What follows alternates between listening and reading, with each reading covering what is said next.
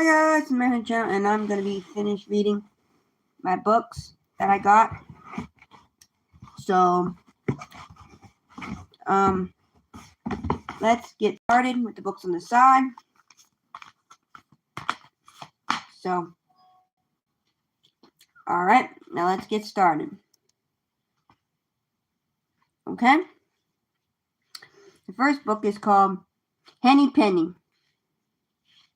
Oh goodness, the sky is falling. Sure, I must tell the king this traditional tale of the foolish Henny Penny, her flock of fellow travelers, and a crafty fox that delighted children for generations.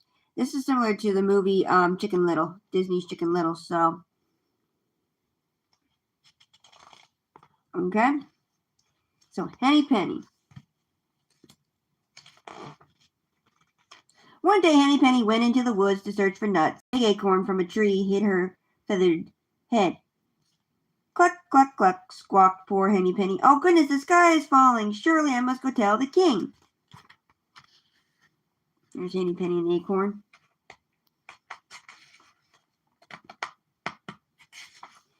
She hurried along, and in a little while she met Ducky Lucky. Quack, quack, called Ducky Lucky. Good morning, Henny Penny. Where are you going this fine day? Oh dear, my Ducky Lucky, cried Henny Penny. I was in the woods gathering nuts, and a piece of the sky fell on my feathered head. I'm going to tell the king the sky is a-fallen. So there's Henny Penny and Ducky Lucky. Oh, what a delightful thing. Quack, quack, exclaimed Ducky Lucky. May I come along with you? Certainly, said Henny Penny. We'll both go and tell the king. Soon they hurried along, and whom should they meet but Goosey Lucy. Honk, honk, called out Goosey Lucy. Where are the two of you going this fine day? Goosey Lucy, Henny Penny, and Ducky Lucky.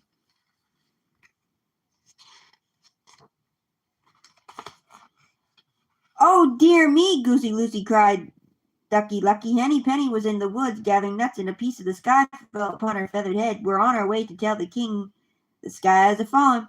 What a delightful thing. Honk, honk, exclaimed Goosey Lucy. May I come along with you? Certainly, said Ducky Lucky. All three of us will go tell the king. Goosey Lucy, Ducky Lucky, and Henny Penny all went.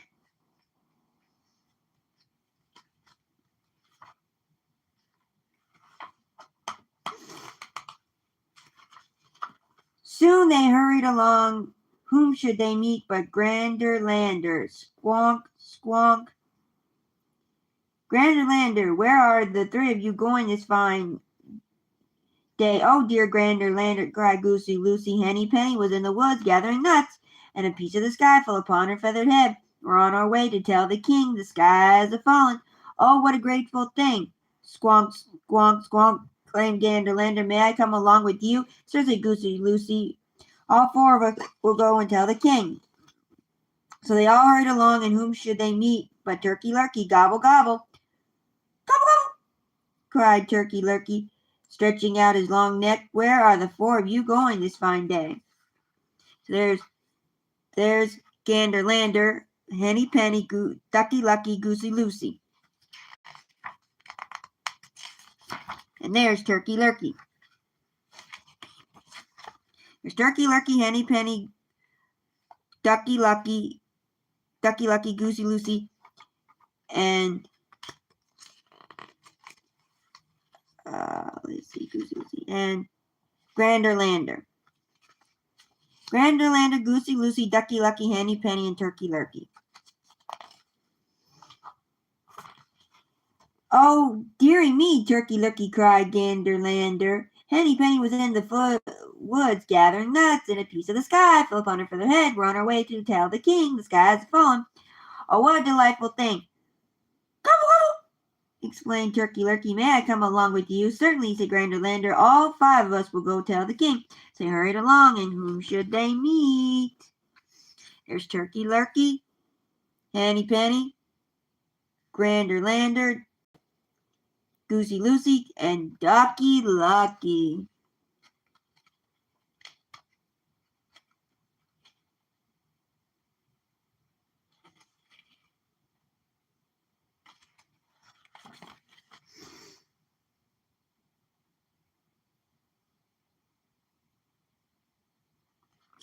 But Foxy Loxy, good morning to you, my pretty friends, called Foxy Loxy, smiling slyly upon them all. Where are the 5 of you going this fine day? Oh, dear me, Foxy Loxy, cried Turkey Lurkey. Henny Penny was in the woods gathering nuts, and a piece of the sky fell upon her feathered head. We're on our way to tell the king the skies have fallen.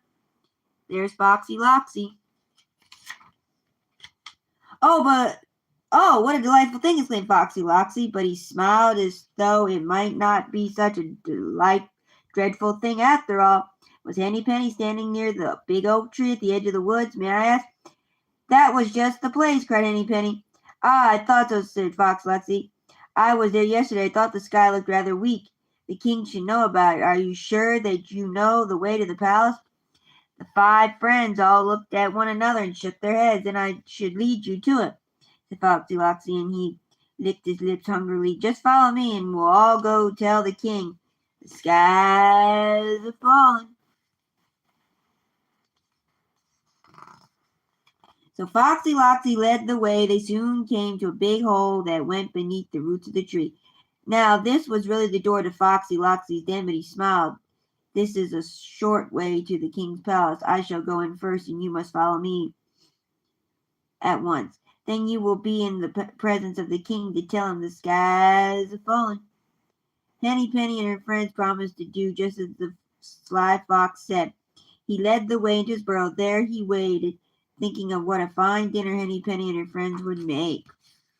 Ooh, Fox Loxy gonna eat Henny Penny.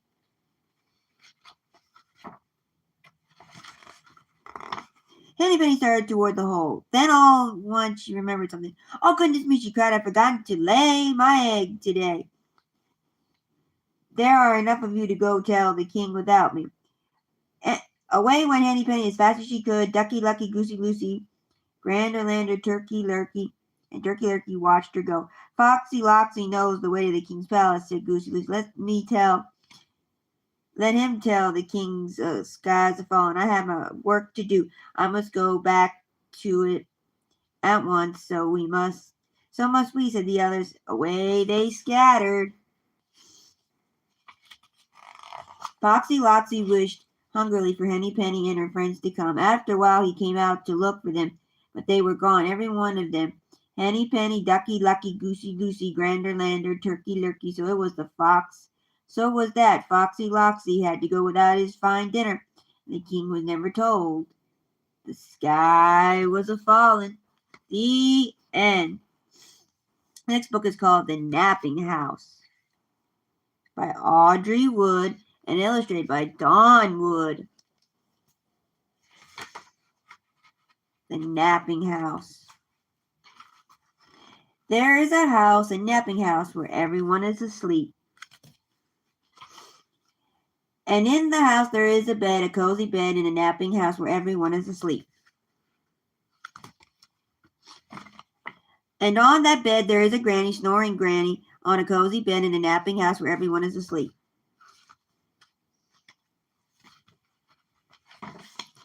And on that granny there is a dreaming child, on a snoring granny, on a cozy bed in a napping house where everyone is sleeping.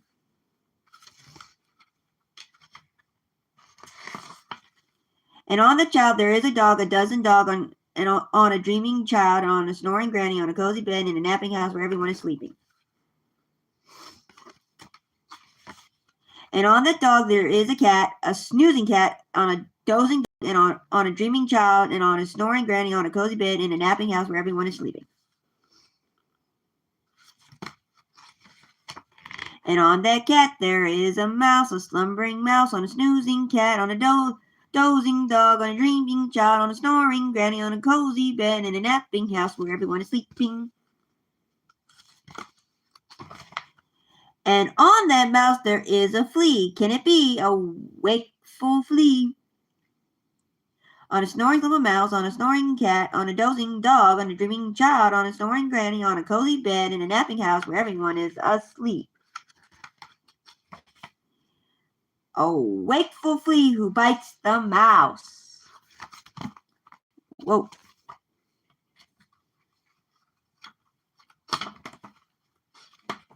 Who scares the cat. Who claws the dog. thumps the child, who bumps the granny,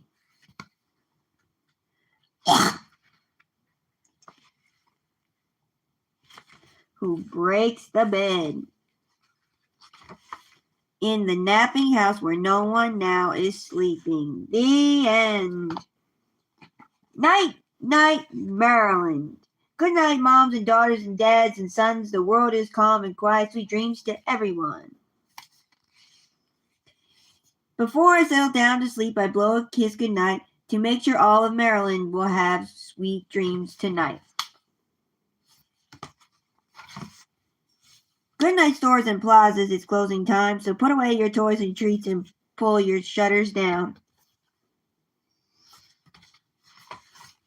Good night, sleepy animals all tucked up in the zoo. Close your eyes and snuggle up. The stars all shine for you. Maryland Zoo. This is where I live. I don't live in Baltimore, though. Good night, Port of Baltimore. Your lights are shining bright, so safely guide the boats and ships.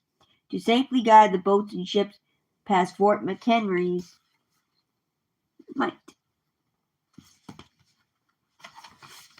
Good night, Oriole Park. The crowds have gone away. Turn out the lights, close up the gates until it's time to play. Good night, Ravens Park. Good night, Ravens. Good night, Ravens Stadium. The crowds have gone away. Turn out the lights, close up your gates until it's time to play. Good night, firefighters ready for the call. Thanks for being brave and strong and watching overall. Good night, Maryland State Fair and all your twinkling lights. The moon will shine upon you and watch you through the night. The Maryland State Fair. I've been there before. Good night, all you dinosaurs. It's time to rest your head. You've been roaring all day long, so now it's time for bed. Good night, fish and mammals. It's time to rest your fins and heads. And good night, fish and birds and mammals and reptiles. It's time to rest your fins and heads. You've been swimming and slithering and walking and climbing and calling all day long. It's time for bed. Maryland Science Center. Good night, little ducklings. Hush, it's after dark. You need to get some sleep before you play in Patterson Park. So good night, moms and dads. Good night, moms and daughters. Good night, dads and sons. The world is calm and quiet. Sweet dreams to everyone. The end. There's Baltimore Aquarium, Port Discovery, H.J. Patterson. So there. The end. I love you, Spot. Spot, are you going to play outside today? Mom asks. Not right now, Spot says. I'm making something. What's your favorite color, Mom? Spot asks. Pink, Mom says. Spot's surprise is almost ready. I only need one more thing, he says. Spot finds just what he's looking for. Spot, Mom calls. Spot, Mom calls. I've made you a special snack, and I've got something for you, Mom, Spot says.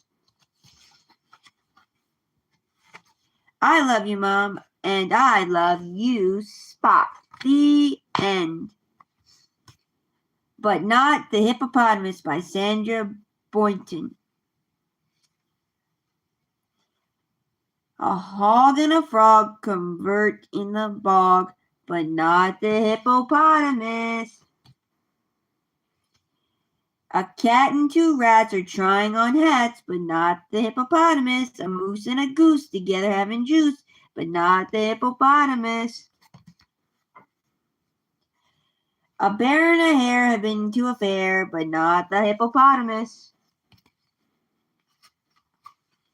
Now the hog and the frog hurry out for a jog with the cat and the rat in their new running hats.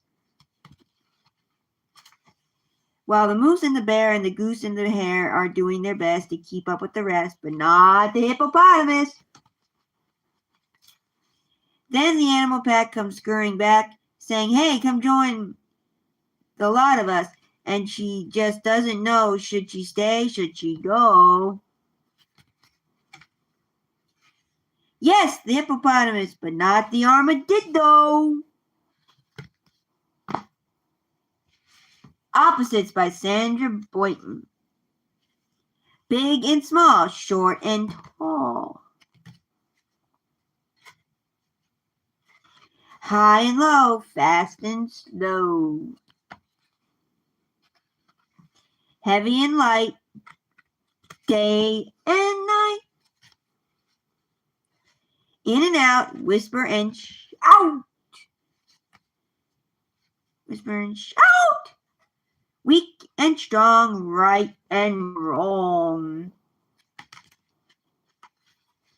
Hot and cold, young and old.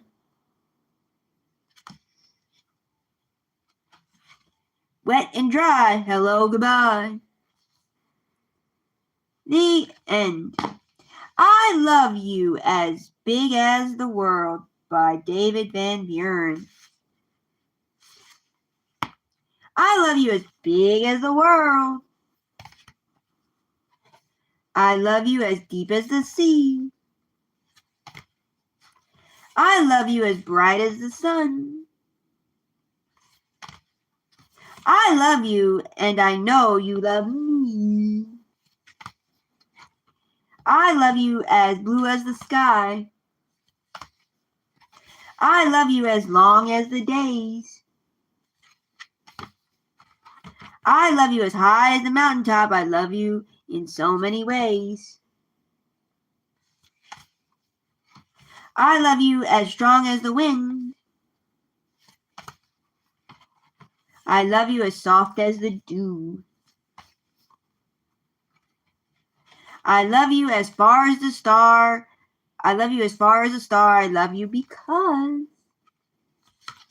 you are you. The end. Noisy Trucks, My First Touch and Feel sound book. Look at all the trucks. A big rig has a cab and a big trailer. It carries all kinds of things, sometimes for very long distances. It has a loud horn. Can you honk like a big rig? Honk, honk, press the rough grill.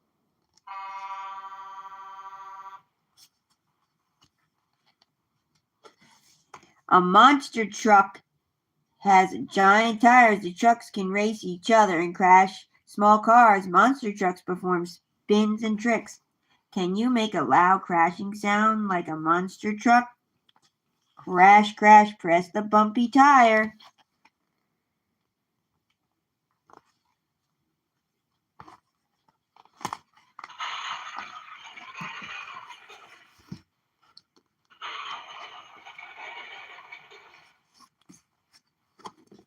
A fire truck has a loud siren, ladders to climb, hoses that spray water. Can you make a sound like a fire truck? Wee-oo! Press the red, shiny light. There's a fire truck.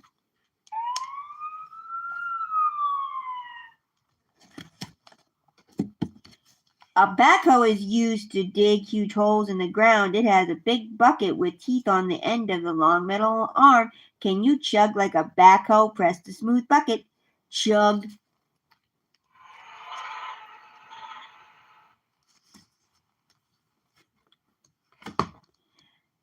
A cement mixer makes cement on the way to the building site. It has a giant spinning drum. Can you rumble and tumble like a cement mixer? Press the gray drum. Rumble, tumble.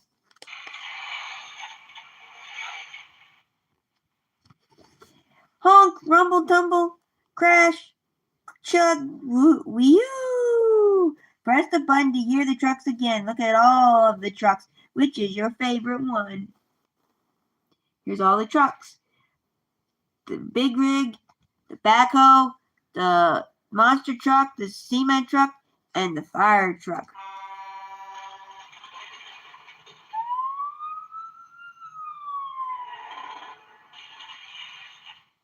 The end.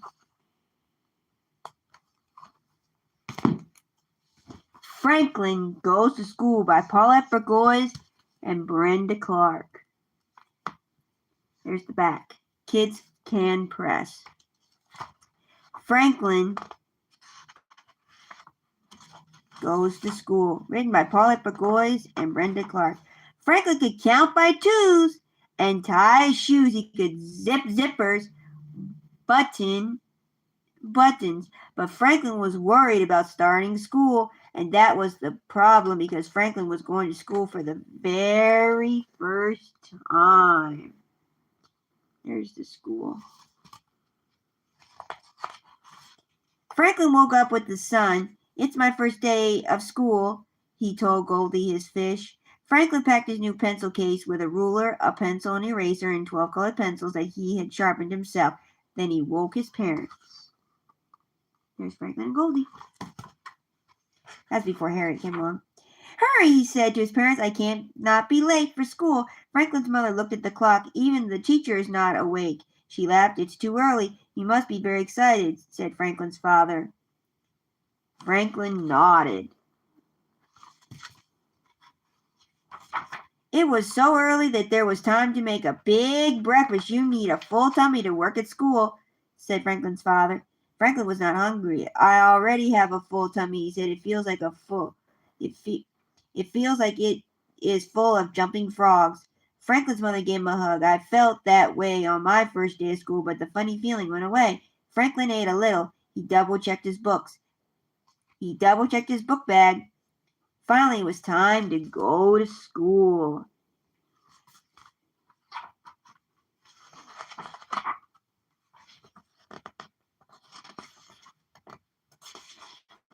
Halfway to the bus stop, Franklin clutched his tummy. I don't want to go, he said. Franklin's father gave him a hug. That's how I felt when I started school, he said. Look at all your friends. Look, all your friends are waiting for the bus. There's Bear, Rabbit and his sister, Otter, Beaver, Fox, Raccoon, and Skunk.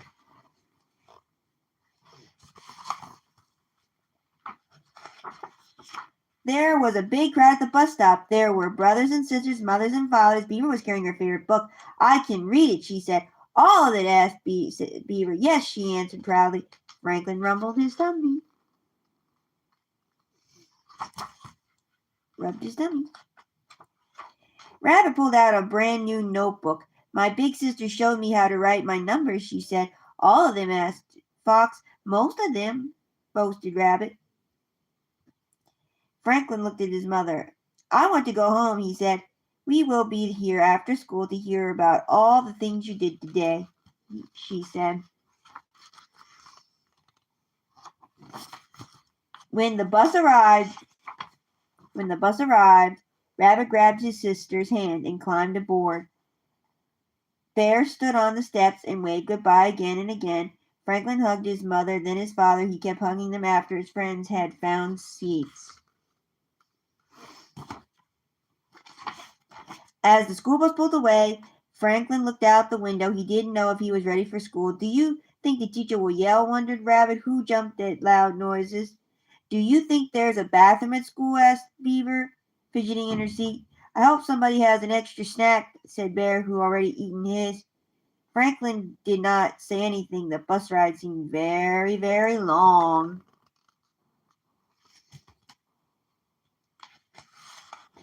When they arrived, their teacher was waiting. Mr. Owl said, hello, in a gentle voice. He showed them where to hang their coats and where to sit. He showed them where to find the bathroom and offered everyone a piece of fruit. When Beaver and Bear went to the reading and writing center, Rabbit went to the play kitchen, but Franklin stayed in his seat.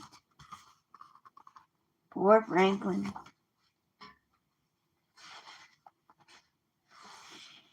What would you like to do, Franklin? Asked Mr. Owl. I don't know, said Franklin, rubbing his tummy. I can't write all my numbers like Rabbit can. I can't read like Beaver can. Rabbit and Beaver will learn new things at school, and so will you. Franklin started to doodle. I can see that you're a very good artist, said the teacher. Ooh, he's doodling a mushroom. Franklin sat up taller. I know all my colors, too, he said. What color is this? Asked Mr. Owl, holding up a colored pencil. It's a special blue, said Franklin. It's turquoise. Now you've taught me something, said Mr. Owl. Is there something special you'd like to learn?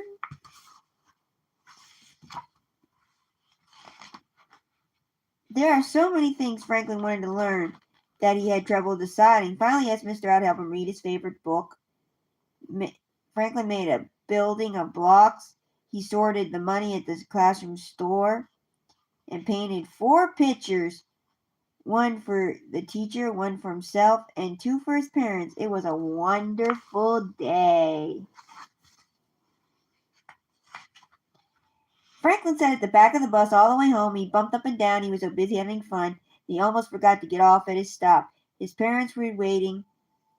How is your tummy? His parent tummy, they asked. Franklin looked puzzled. It had been such a good day that he had forgotten all about his jumpy tummy. My tummy is empty, he said. That's a feeling that will go away too, said Franklin's father. I made this for you, said Franklin's mother. She gave Franklin his favorite snack, fly pie. And I made this for you, said Franklin. He gave his parents 2 pictures and 2 big hugs.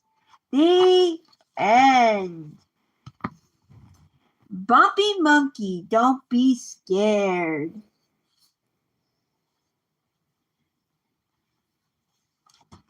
Whoops, there's nothing in here. Whoop, let's find out where that goes. Grumpy Monkey, don't be scared. It was Halloween in the jungle and the spookiest night of the year. But Grumpy Monkey, don't be scared. It was Halloween in the jungle, the spookiest night of the year, but it was also a night for treats, so Jimmy Pansy and his friends braved the dark in the hope they might get some good ones. As they walked, Jimmy noticed how different everything looked at night. The trees looked eerie, and he kept hearing a strange knocking sound. Knock, knock, knock, knock, knock. Whoa, what's that noise? Asked Jim. There are lots of night noises in the jungle, said Porky. Don't be scared. I'm not scared, said Jim. The only thing I'm scared of is Lisa the giraffe is not getting any treats. Suddenly, a creepy crackling could be heard. Ha! Ha ha ha ha ha ha ha ha ha ha! Just another night noise, gulped Jim. Somebody should look behind the tree, said Norman. Not it, shouted Leslie. Not it, echoed Jimmy, Norman, and Warthog. I'll do it, said Porcupine. She walked closer to the tree and closer. Be careful, called Warthog. It's just Hyena, Porcupine said. Don't be scared. I'm not scared, said Jimmy. Ha, ha, ha. Happy Halloween, cried Hyena, tossing treats to Jimmy and his friends.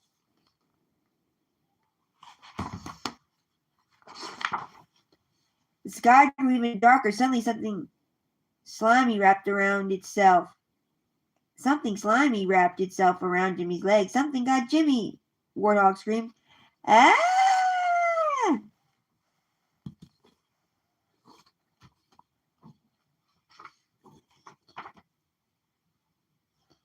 It's just aardvark, said Porcupine. Don't be scared. I'm not scared, said Jimmy.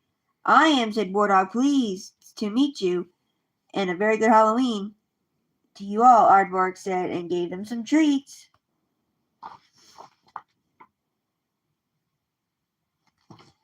The friends continued their walk. The wind whistled. Jimmy shivered. It's getting late, he said. Maybe we should go home. I could do with a few more treats, said Norman. Me too, said Porcupine. I haven't gotten anything I like. Tell me about it, said Warthog. More like smell me about it, said Lisa. Who farted? Who smelt it? Declared Warthog. The smell was getting stronger. It smells like rotten eggs mixed with old cabbage soup armpits, and it made Jimmy's eyes water. That's no fart, said Norman. Well, what is it? Asked Jimmy.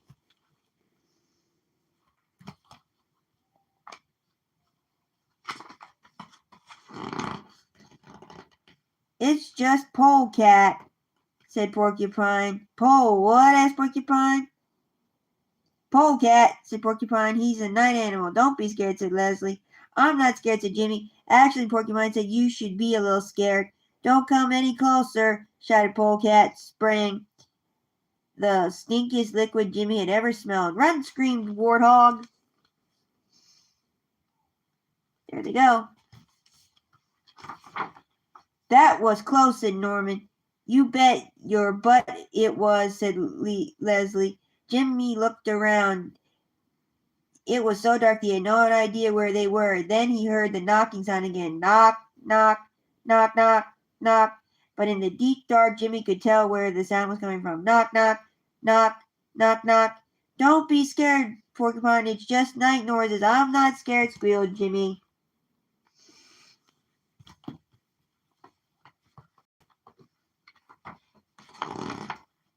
Suddenly, two glowing eyes flashed overhead. Aye, aye, aye, aye, aye, aye, aye, aye, screamed the eyes, which seemed to be darting all around. Jimmy couldn't take it anymore. The cold, dark, the smells, the noise, it was too much. I'm scared, he screamed. I'm really, really scared. There's an aye, aye. Jimmy felt something tap his shoulder. Don't be scared, a little voice said. I'm an aye, aye. The knocking and screaming were me. I was knocking on trees looking for bugs to eat. You and your friends startled me, so I screamed.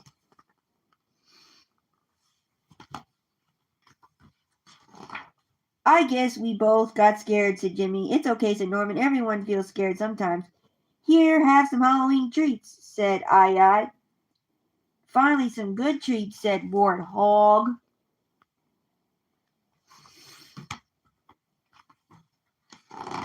Jimmy and his friends shared the yummy treats. They took turns scaring one another. Boo! Shouted Leslie from behind a tree. Boo! Shouted Porcupine, pooping out from under a pile of leaves. Popping out from a pile of leaves. It was a spooky good time, cold, dark, noisy.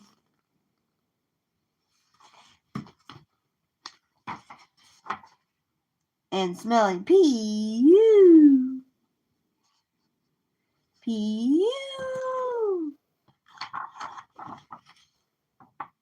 Treats, said Polecat. The end. The end.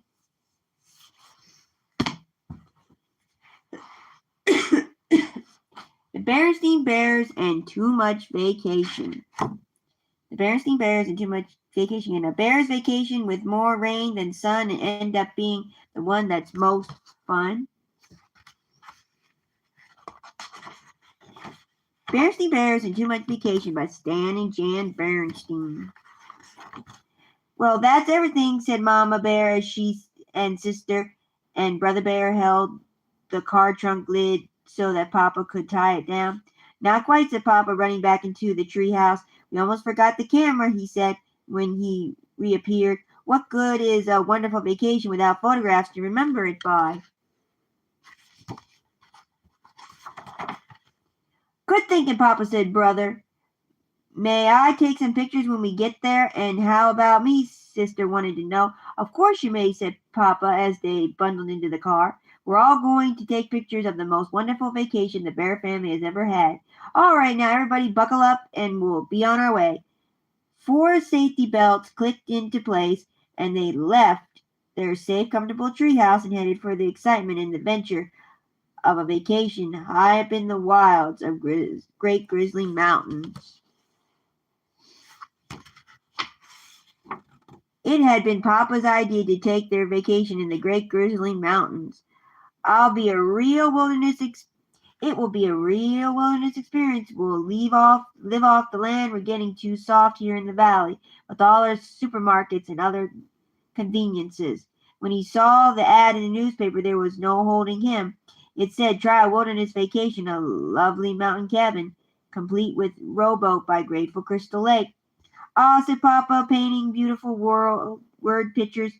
"To wake the rising sun and catch our breakfast from a clear mountain lake, to bathe in its sparkling waters, to snack on delicious wild berries as we tramp the mountain trails. To gaze at the beauty of a mountain, then to sleep through the peace and quiet of a mountain night, far from the noise of the traffic and neighbors barking dogs." It all sounded great to the cubs. "What kind of fish will we catch?" Papa asked Brother. "Trout, no doubt," he answered with surprise, confident Mama wasn't so sure he would catch anything. So when she packed, she took along some canned goods in case the trout weren't biting, and some books and games in case of a rainy day. "I can almost taste that fresh-caught trout," said Brother, as the road led ever higher into the mountain forest. "And I can almost taste those yummy wild berries," said Sister.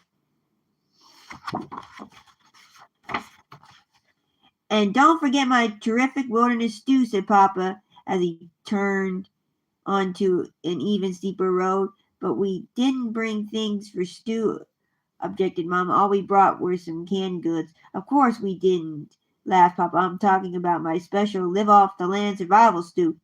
It's my secret recipe. I make it from bark, leaves, and roots that I find in the woods." "When will we get there?" asked the cubs. "Very soon, I can tell by the smell of the mountain air," said Papa. "Take a deep breath."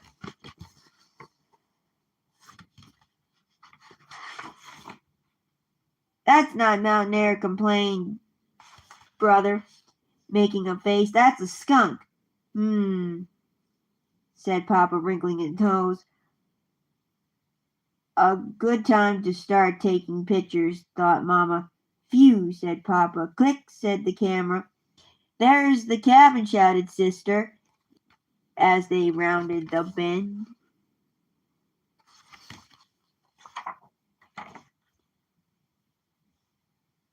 And there it was indeed, a mountain cabin beside a lake, complete with a rowboat. Of course, it wasn't quite as they had pictured it from the ad. Crystal Lake looked more like a mud soup. The lovely mountain cabin looked more like a tumble-down shack. There was a rowboat, all right, but it was half sunk in the lake. But Papa wasn't the least bit discouraged. He was more excited than ever. "It's perfect," he shouted. "The most perfect live-off-the-land vacation spot I've ever seen." Mama wasn't so sure. She noticed that there were more wires leading into the cabin, which meant there were no electricity. "That's the last thing we need," scoffed Papa. "What you need on a live-off-the-land vacation is plenty of can-do spirit and lots of force smarts, and I've got enough of those for all of us."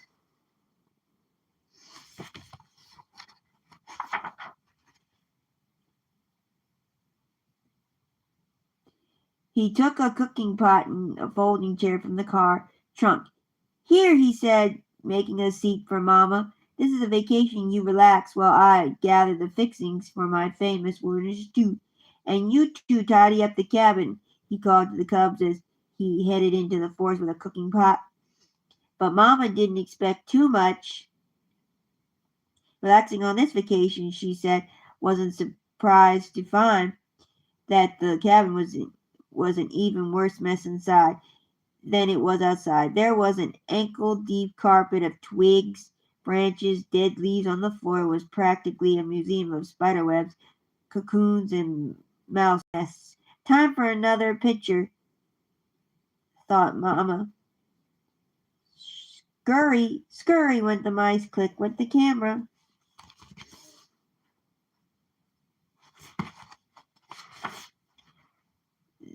"What's this?" asked Sister as she cleaned the leaves out of the sink.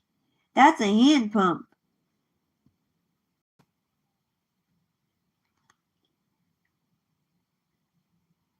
"For water," answered Mama. "Just what I need." It was Papa, back with his cooking pot full of strange-looking bark, leaves, and roots.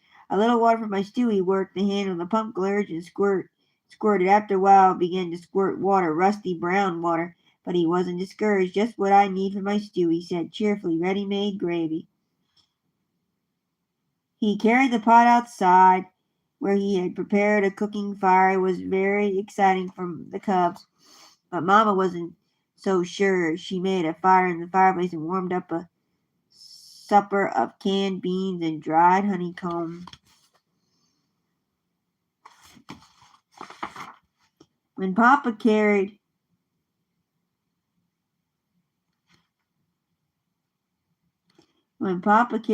cried, stew time, the cubs ran out for the first taste. Mama followed the camera. Here's to living off the land, said Papa, holding up a big spoon of strange-looking stuff. Then he, brother, and sister each took a taste. Yuck, said sister. Bah, said brother. Patooey, said Papa. Click, said the camera. Mama Bear's supper of beans and honeycomb proved very tasty. Papa Bear stretched and yawned. Now early to bed so I can get up with the sun and catch our breakfast. Woohoo! Woo! Ribbit, ribbit, ribbit, ribbit, click, click, clicks. Woo, woo, woo, woo, woo. Click, click, click. The sun did rise, and it was very beautiful, but Papa snored right through it. The frogs, crickets, and owls had made such a racket during the night that he hadn't fallen asleep until just before the rising sun lit up the sky.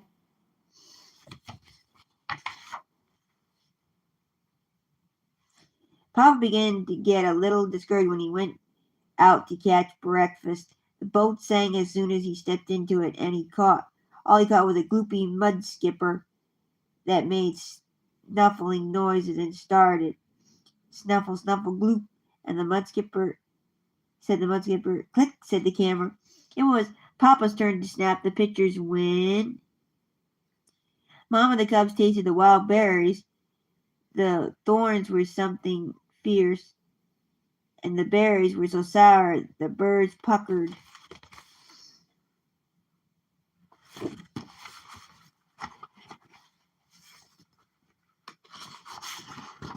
Later there was a perfectly beautiful sunset, but the bear family didn't get to see much of it. They were too busy swatting the swarm of hungry mountain mosquitoes that swooped in from the lake.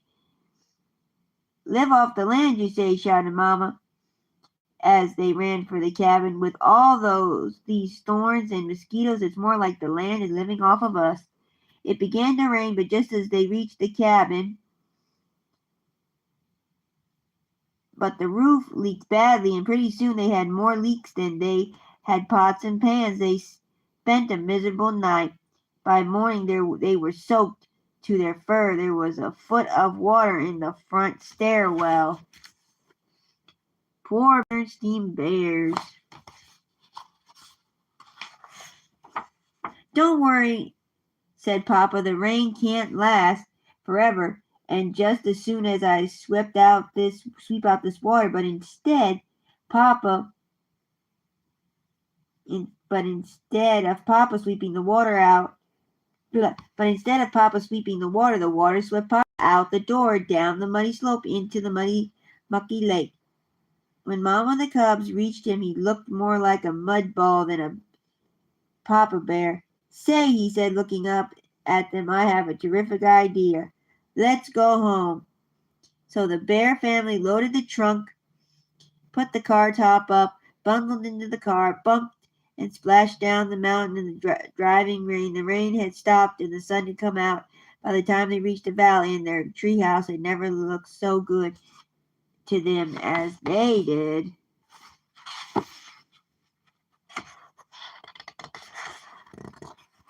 The next day, Mama took the film to the camera store to be developed. When the pictures came back a few days later, the bear family wrote titles on them. They began to chuckle as they passed the pictures around. The chuckles grew to roaring laughter, and soon they were laughing so hard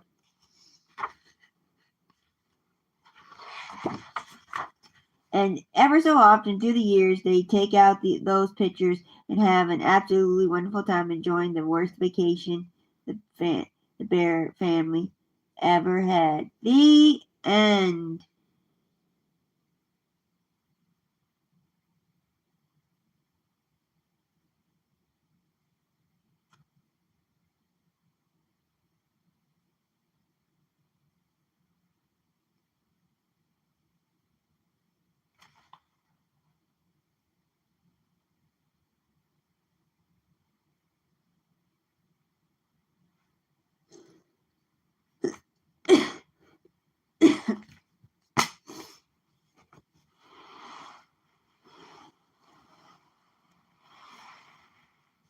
Happy birthday, Martin Luther King. Happy birthday, Martin Luther King.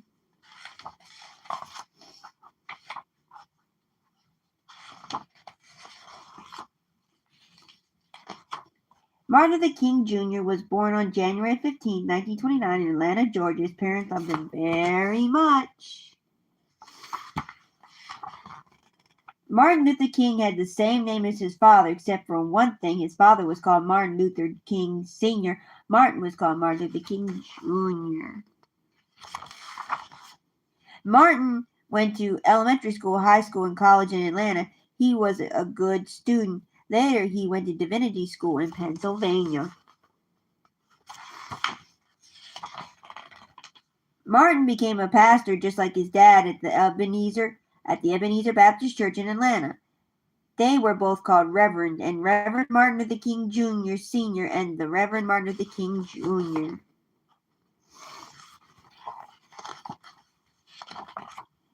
Martin's job as a minister was to help people in need. He visited sick people in the hospital and made them feel better.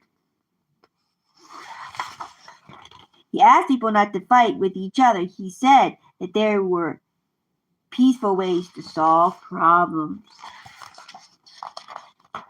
And like his father, Martin led people in prayer and song. The Reverend Martin Luther King Jr. is famous because he helped our country change some of its laws. A law is like a rule. Once there was a law in some places that said only white people could sit in the front of the bus, that black people had to sit in the back. Martin Luther King said this law needed to be changed. Rosa Parks and other people helped him change it. Now all people can sit in any empty seat they like.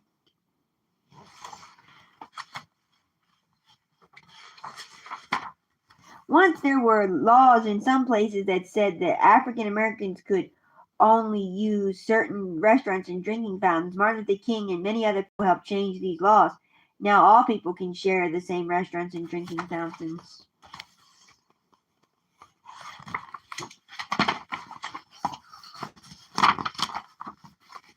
Once there was a law in some places that said that black children and white children couldn't go to school together. Martin Luther and other people, including many very brave children, and had this law changed too. Now black children and white children can go to school together. Martin Luther had a special talent for leadership. When he spoke, people listened. Poor people, rich people, white people, black people, and people from all around the world listened when Martin Luther spoke. Many helped him work, march, sing, and pray for justice. In the summer of 1963, Martin Luther King Jr. gave the famous speech of his life. He gave it outdoors to 250,000 people who had come to Washington, D.C. to ask the president for jobs and freedom for black people. In his speech, Martin Luther King said he had a dream. His dream was that people everywhere would learn to live together without being mean to one another. Martin Luther King was shot and killed in 1968 because he loved poor people so much. He was given a special funeral in Atlanta, Georgia, where he was born. His body was put in a simple farm cart and pulled slowly by 2 mules to a cemetery. Thousands of people walked behind Martin in a sad, loving parade. On his gravestone were carved these beautiful words: free at last, thank God Almighty, I'm free at last.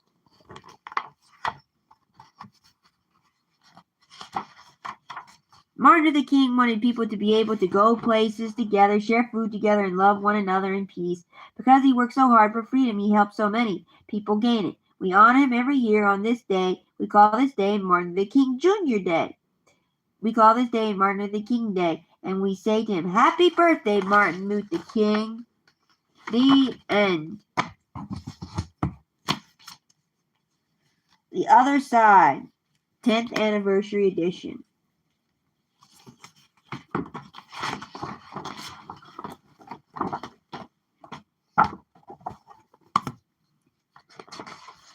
The Other Side. That summer, the fence that stretched through our town seemed bigger. We lived in a yellow house on one side of it. White people lived on the other. Mama said, "Don't climb over the fence when you play." She said it wasn't safe.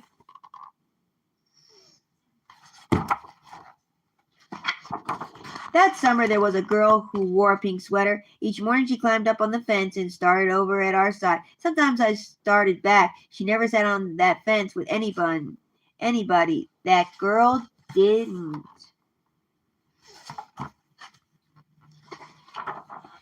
Once, when we were jumping rope, she asked if she could play. My friend Sandra said no, without even asking the rest of us. I don't know what I would have said. Maybe yes, maybe no.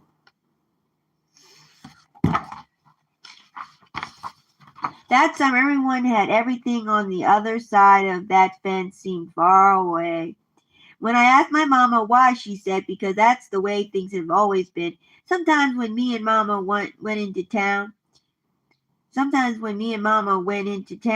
I saw that girl with her mama. She looked sad sometimes. That girl did. Don't stare, Mama said. It's not polite.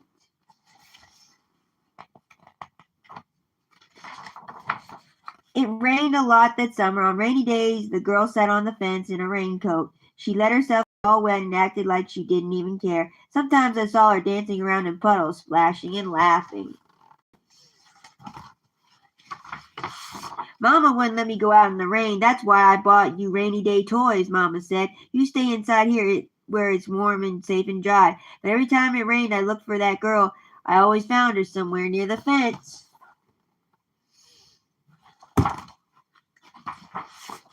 Some place in the middle of the summer, the rain stopped. When I walked outside, the grass was damp. The sun was already high up in the sky. I stood there with my hands up in the air. I felt brave that day. I felt free.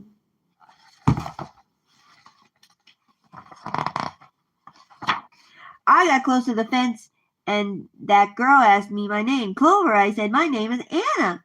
She said, Anna Paul. I live over yonder, she said. By where? You see that laundry? That's my blouse hanging on the line. She smiled. Then she had a pretty smile.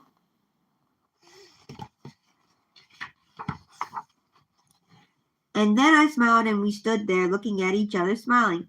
It's nice up on this fence, Anna said. You can see all over. I ran my hand along the fence and reached up and touched the top of it. A fence like this was made for sitting on, Anna said. She looked at me sideways.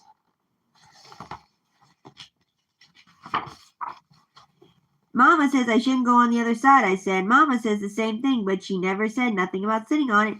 Neither did mine.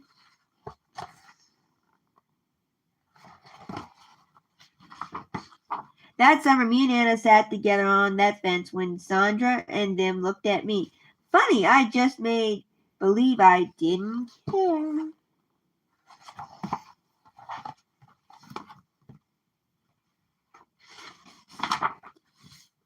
Some mornings, my mama watched us. I waited for her to tell me to get down from the fence before I break my neck or something, but she never did. I see you made a new friend, she said one morning. I nodded and Mama smiled. That summer, me and Anna sat on the fence and watched the whole wide world around us.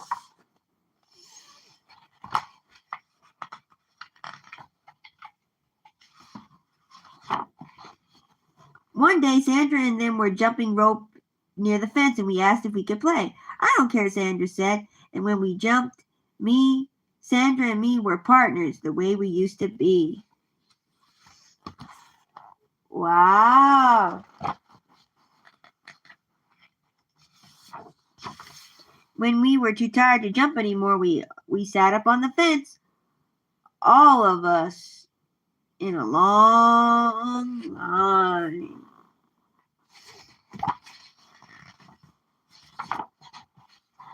Someday, somebody's going to come along and knock this old fence down, Anna said. I nodded. Yeah, someday. The end.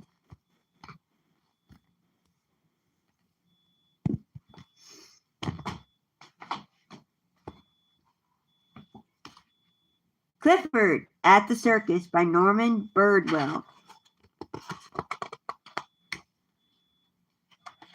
Clifford at the Circus by Norman Birdwell. Hi, I'm Emily Elizabeth and I have a dog named Clifford. We saw a sign that said the circus was in town. A smaller sign said the circus needs help.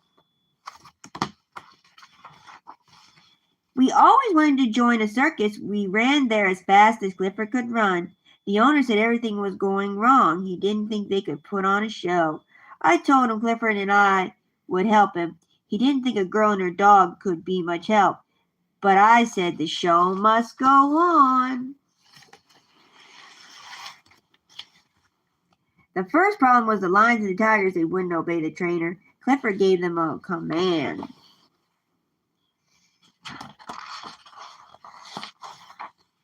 They listened to Clifford. After that, the animal trainer didn't have to worry anymore. Some clowns had quit the circus. The other clowns needed help with their act. I was sure Clifford could help.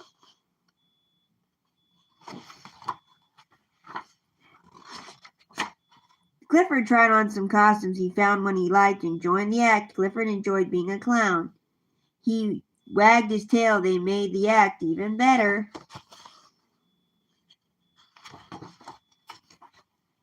The tightrope walker had a sprained ankle. Clifford tried to walk the tightrope. He was pretty good. It wasn't his fault that he couldn't get off the ground. Before the next act, he walked out on the midway. Clifford loves cotton candy. He sniffed it.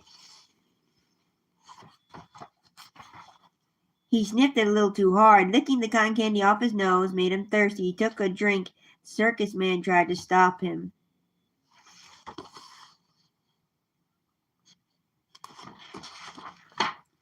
It was too late. Clifford had spoiled the high diver's act, but he didn't spoil the high diver when it was close.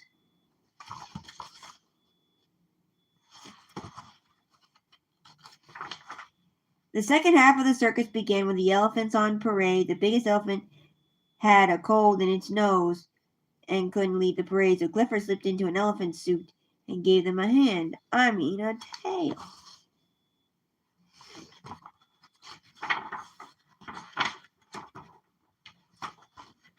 The next act was a human cannonball. She didn't have any gunpowder for her cannon, so Clifford helped her out.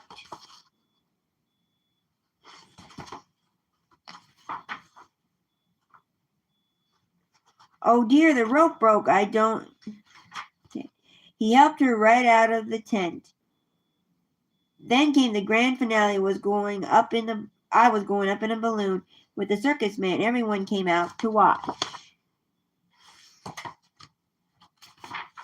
Oh dear, the rope broke. I didn't worry. I knew Clifford would save us. He rushed to the rescue, but he missed the rope. We were blowing away. Things looked bad. Clifford didn't give up. He grabbed an extra pole. He used some telephone wire and took aim. Bullseye! The balloon was falling like a rock. He was scared silly. But Clifford got there in time. Good old Clifford. Everybody said it was the most exciting end of the circus a circus ever had. Clifford saved the show and me. The end. Clifford, the big red dog. Clifford, the big red dog. Clifford, the big red dog. I'm Emily Elizabeth and I have a dog. My dog is a big red dog. Other kids I know have dogs too. Some are big dogs. And some are red dogs, but I have the biggest, reddest dog on our street. This is my dog Clifford. We have fun together. We play games. I throw a stick and he brings it back. He makes mistakes sometimes. We play hide and seek. I'm a good hide and seek player. I can find Clifford no matter where he hides. We play camping out. I don't need a tent. He can do tricks too. He can sit up and beg. Oh, I know he's not perfect. He has some bad habits. He runs after cars he catches. Some of them.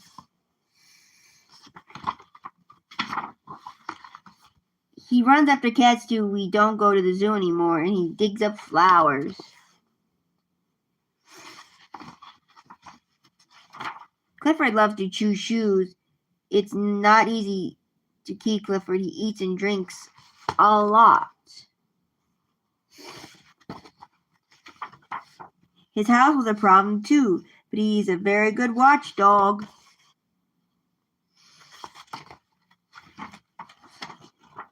Bad boys don't come around anymore. One day I gave Clifford a bath. I combed his hair and took him to the dog show. I'd like to say Clifford won first prize, but he didn't.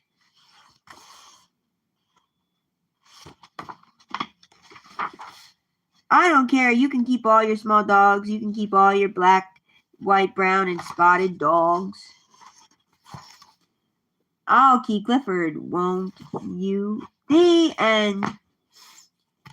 Clifford's Christmas by Norman Birdwell. Clifford's Christmas by Norman Birdwell. Hi, I'm Emily Elizabeth. This is my dog Clifford. Guess what holiday it is? Soon it started to snow. My friends and I made a snowman. Clifford made one too. Later we went to the pond to play ice hockey. We were having a great time until we decided that Clifford shouldn't play ice hockey anymore. Christmas was getting closer and closer. We counted the days. One day Clifford saw some men digging up a tree. He thought it would be a nice Christmas tree for us.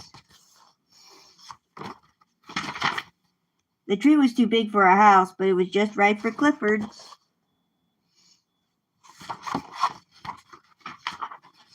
When Clifford was taking a nap, my friends and I sneaked up on him with some mistletoe. Surprise! At last it was Christmas Eve. Clifford and I hung up his stocking. I put some presents under Clifford's tree.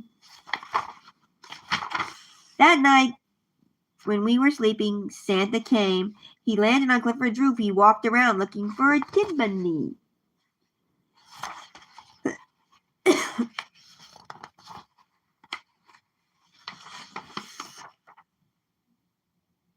Oops! Help, help, get me out of here. Clifford woke up. He heard someone calling for help. Clifford helped. What a surprise. Oh no, the bag of toys. It had fallen into Clifford's water bowl. The toys were ruined. Clifford felt terrible. He had to do something, so he offered Santa his own Christmas presents to give to the children. Santa smiled and patted Clifford. He told him not to worry. Then, with a wave of his magic mittens, Santa made the toys new again.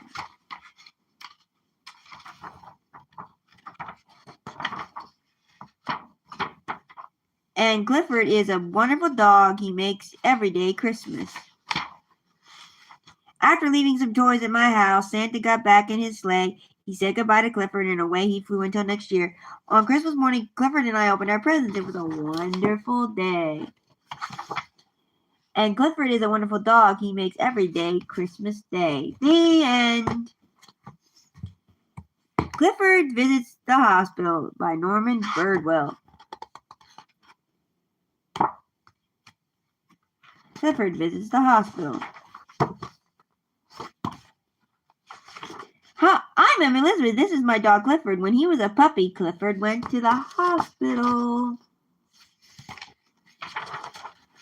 Clifford wasn't sick. He went accidentally. My grandma was in the hospital, and Mom made some cookies for her. Clifford loved cookies. When we weren't looking, he jumped into the basket. At the hospital, Grandma thanked us for the treat. Then she said she'd like something to read while she munched a cookie. So Mom and I went down to the gift shop to get her a magazine. There's Clifford. What a surprise! Grandma loved having Clifford come to visit her, but dogs are not allowed in the hospital. Suddenly, Grandma heard footsteps. The nurse was coming. What would the nurse do when she saw Clifford?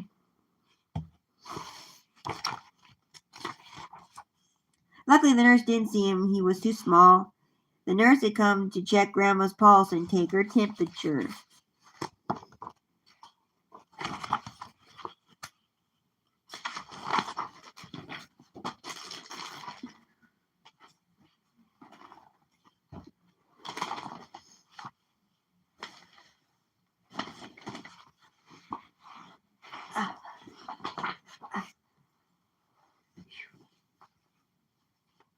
To Clifford, the thermometer looked like a stick of peppermint candy.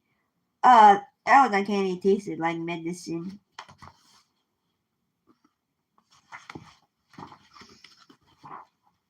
Grandma didn't have a chance to tell the nurse that a dog had just licked the thermometer. Yuck!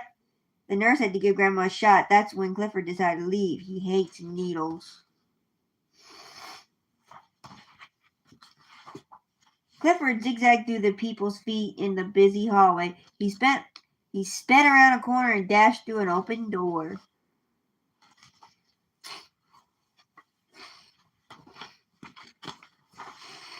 The children were amazed to see a small red puppy in the hospital. Children had lots of fun playing with Clifford. Clifford was having fun too, and then some girls started to dress him like a doll. Clifford couldn't wait to get out of there. Clifford was in such a hurry he didn't look where he was going. What a mess. One of the children came to the rescue. He found a nice, safe place for Clifford.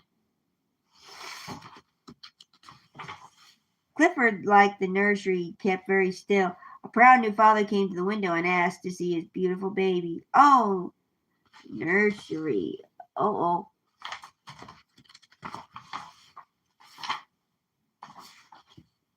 That's not my little baby, said the father. That's not my little boy, the father said. Everyone was upset. A nurse rushed out to find the man's real baby. Baby had been with his mother all along. Just as Mom and I came back from the gift shop, we told the nurse and doctor that we would take Clifford home right after we said goodbye to Grandma. Grandma was sorry that Clifford couldn't stay, but she was happy with the new dog we found her in the gift shop. This one wouldn't run away. Now Clifford goes to the hospital from time to time to visit the friends and make them feel better. Good old Clifford. The end. Find some tissue.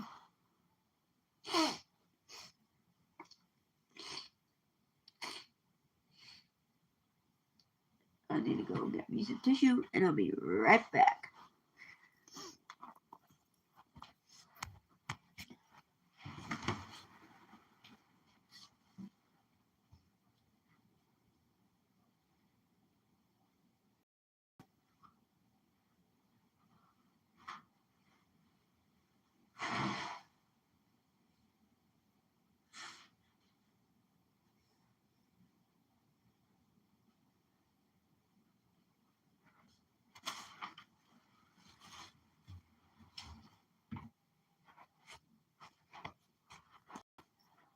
I'm back, guys.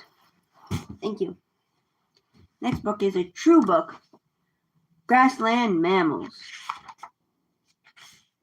Grassland Mammals.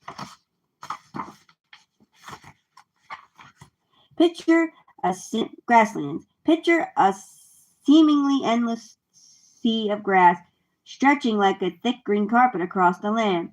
These vast grassy areas are known as grasslands. They can be found on every continent on Earth. The two types of grasslands are steppes and prairies. Steppes found in parts of North America, Europe, and Asia are usually hot, dry places. Short grasses grow there because there is little rain. Prairies exist in moister areas. Tall grass cover the land like a green blanket. In some places, prairie grasses grow several feet high. Prairies are found in North and South America, Africa, Europe, and New Zealand. Some people regard the tropical savannas in Africa, South America, Asia, India, and Australia as a third type of grassland. A variety of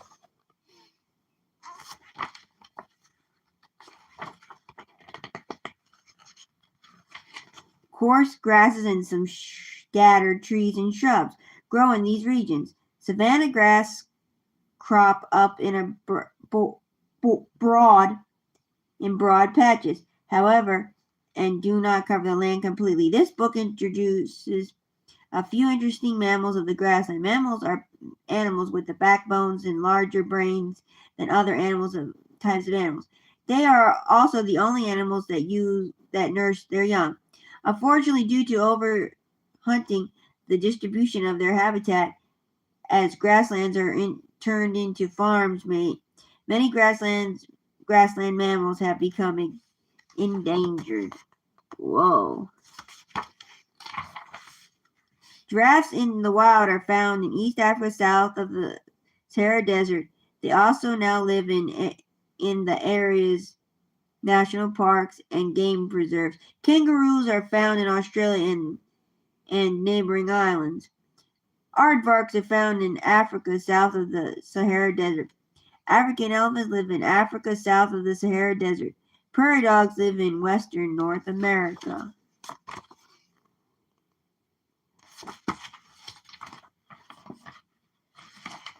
African elephants. The dark gray African elephant is the world's largest land animal. The male weighs about 12,000 pounds, 5,443 kilograms, while the smaller female weighs about 7,000 pounds, 3,175 kilograms. Nearly everything about this animal is big. Its huge ears are about 4 foot, 1.2 meters wide. Its ivory tusks, 2 long curved upper teeth weigh up to 100 pounds, 45 each. Even the elephant's loosely hanging wrinkled skin weighs nearly 2,000 pounds, 907 kilograms. Elephants are often on the move in the search of food and do not stay in one place for very long. They eat some types of bushes, leaves, green nuts, and ripe fruit that have fallen from the trees. In a single day, an elephant can easily eat from 300 to 500 pounds, 160 to 227 grams of food. African elephants are quite intelligent. They live in herds of 15 to 30 animals.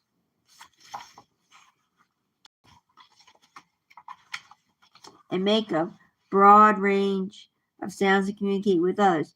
Researchers believe that elephants also have excellent memories as well and may experience a number of emotions. Elephants have been known to rescue other people trapped by hunters, and I have saved human beings from an angry member of the land. Their tremendous size and powerful strength protect them from most predators, but sometimes lions kill and eat elephant calves. Through the years, however, the humans have become the greatest threat to elephants survived. Hunted and overkilled for their valuable ivory tusks, the world's popularity of the elevations decreased sharply.